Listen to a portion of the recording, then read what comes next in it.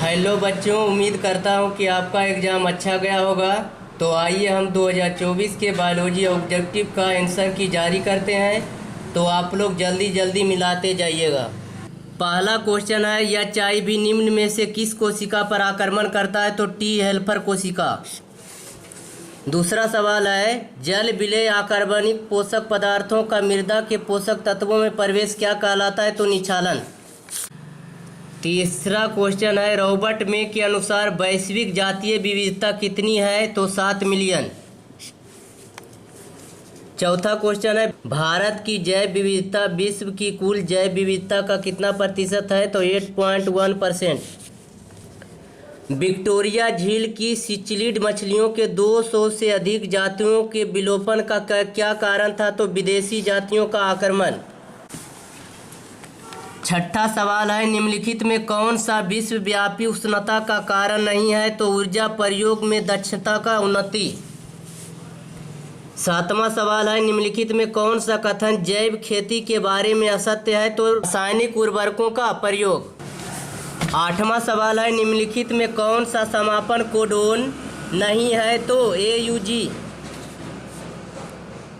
नौवां सवाल है, अंतरण आरएनए के आवेशीकरण का अर्थ क्या है? तो सजातीय अंतरण आरएनए के एमिनो अम्ल का जुड़ना।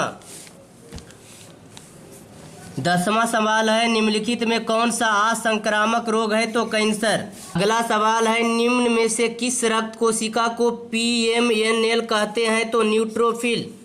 निम्नलिखित में किसकी प्रचुरता कोलोस्ट्रम में होती है? तो IgA।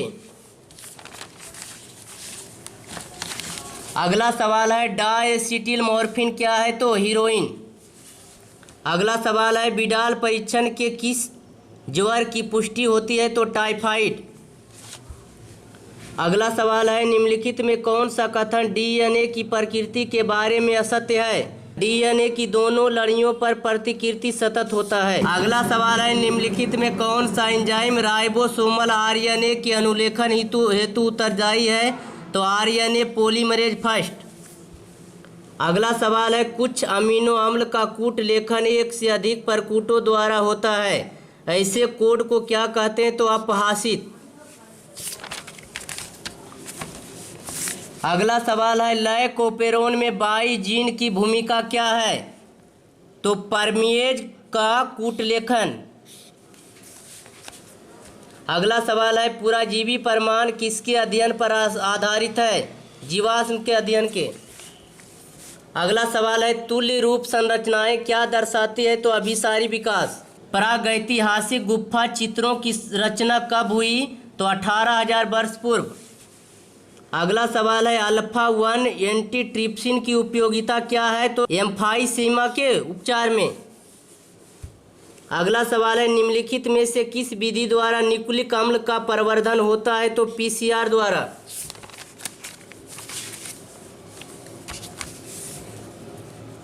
अगला सवाल है, किस pH पर बैसिलस थुरिंजिएसिस के द्वारा संश्लेषित कीटनाशक प्रोटीन सक्रिय हो जाता है? तो क्षारीय pH।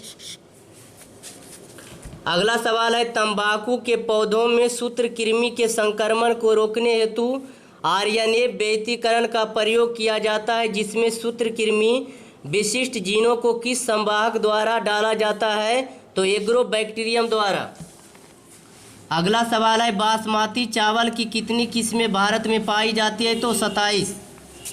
अगला सवाल है, निम्नलिखित में कौन सा संगठन GM अनुसंधान संबंधी कार्यों की वैधानिकता एवं GM जीवों के सन्निवेश की सुरक्षा पर निर्णय लेती है? तो GEAC।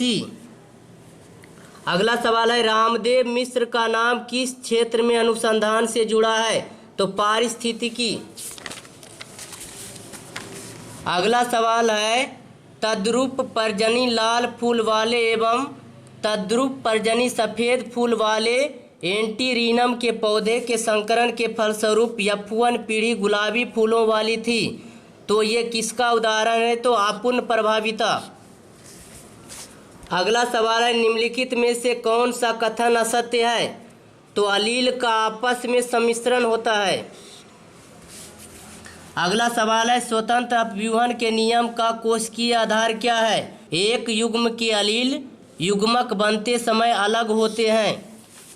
अगला सवाल है वंशागति का क्रोमोसोम सिद्धांत किसने प्रतिपादित किया? तो सटन एवं बोवेरी ने। अगला सवाल है निम्नलिखित में कौन सा क्रोमोसोमीय विकार नहीं है? तो हीमोफीलिया। अगला सवाल है डीएनए का एक्स किरण विवर्तन आंकड़ा किसने दिया? तो मॉरिस विल्किंस एवं रोजलिंड फ्रैंकलिन ने।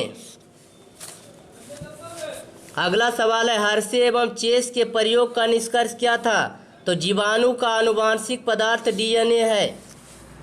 अगला सवाल है निम्नलिखित में कौन सा पौधों में कायिक प्रसार के लिए उत्तरदायी नहीं है? तो मुकुलक यानी जेम्यूल। अगला सवाल है निम्नलिखित में कौन सा कथन असत्य है? मार्केंसिया के मादा थैलस के एंथीरिडियोफोर पर एंथीरिडिया रहते हैं।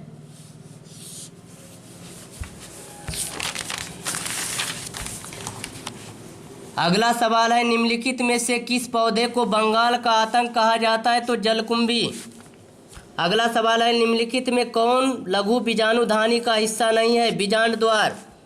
अगला सवाल है आवृत बीजी पौधों में निम्नलिखित में से किसका कोशिका के विभाजन के पश्चात दो नर युग्मक बनते हैं? तो लघु बीजाणु मातृकोशिका।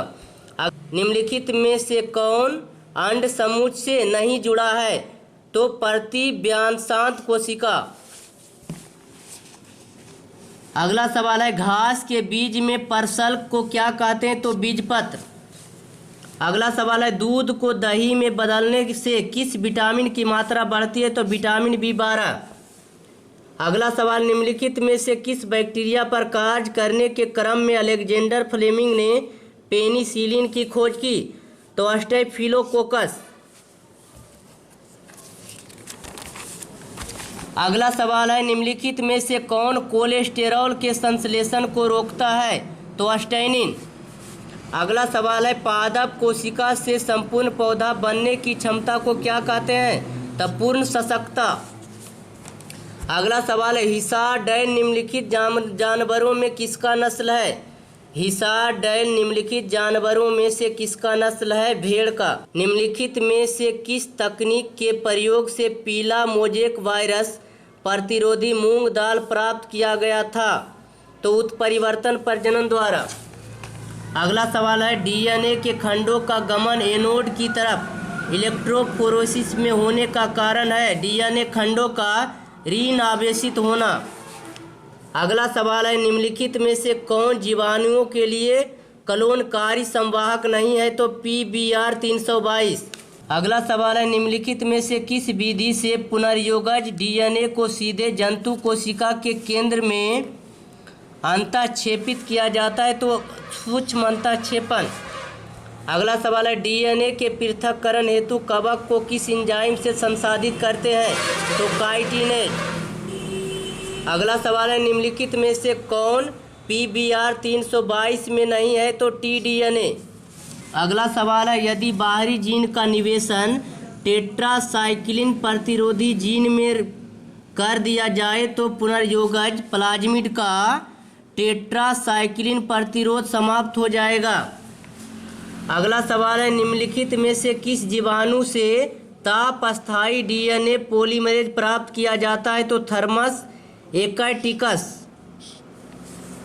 अगला सवाल है निम्नलिखित में से कौन जीवाणु कीटनाशक प्रोटीन संश्लेषित करता है?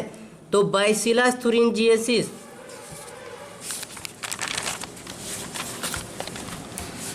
अगला सवाल है सगर्भता के कितने माह के बाद भ्रूण के पाद एवं अंगुलियां विकसित होती है? तो 2 माह के बाद। अगला सवाल है निम्नलिखित में से कौन भारी मात्रा में प्रोजेस्टेरोन स्रावित करता है? तो पीतपिंड यानी कॉर्पस ल्यूटियम। अगला सवाल अंडोत्सर्ग के पश्चात अंडाणु किस कोशिका समूह से घिरा होता है? तो अरीय किरीट यानी कोरोना रेडियाटा। अगला सवाल है निम्नलिखित में से कौन कोशिका आगुनित है? तो द्वितीय कंडक। अगला सवाल है एक नई गर्भ निरोधक गोली जो गैर स्टेरॉयडल है उसे क्या कहते हैं? तो सहेली। अगला सवाल है 2001 की जनगणना के अनुसार भारत की जनसंख्या वृद्धि दर क्या है? तो लगभग 2%। अगला सवाल है निम्नलिखित में से कौन अंतःगर्भाशयी युक्ति हार्मोन मोचक है? तो LNG-20। अगला सवाल है तापक्रम के बारे में निम्नलिखित में से कौन सा कथन असत्य है? तापक्रम ऊंचाई बढ़ने से बढ़ता है। अगला सवाल है वांछित विशेषकों को विकसित करने का कार्य प्राकृतिक वर्ण द्वारा किस स्तर पर किया जाता है? तो समष्टि स्तर पर। अगला सवाल है मानव समष्टि के आयु पिरामिड में जनन पूर्व, जनन श्रम एवं जन्मोत्तर आयु वर्ग के व्यक्तियों का प्रतिशत क्रमशः घटते क्रम में है। तो यह प्रतिबिंबित करता है कि समष्टि बढ़ रहा है। अगला सवाल है निम्नलिखित में से कौन जीवन काल में एक बार प्रजनन करते हैं? तो प्रशांत महासागरीय सामन मछली एवं बांस। वार्बलर की 5 निकटता संबंधित जातियों के साथ साथ रहने का कारण क्या था? संसाधन विभाजन। अगला सवाल है निम्नलिखित में से कौन सा पौधा विशालय हृदय ग्लाइकोसाइड उत्पन्न करता है? तो कैलोट्रोपिस। अगला सवाल है निम्नलिखित में से कौन अपघटक है?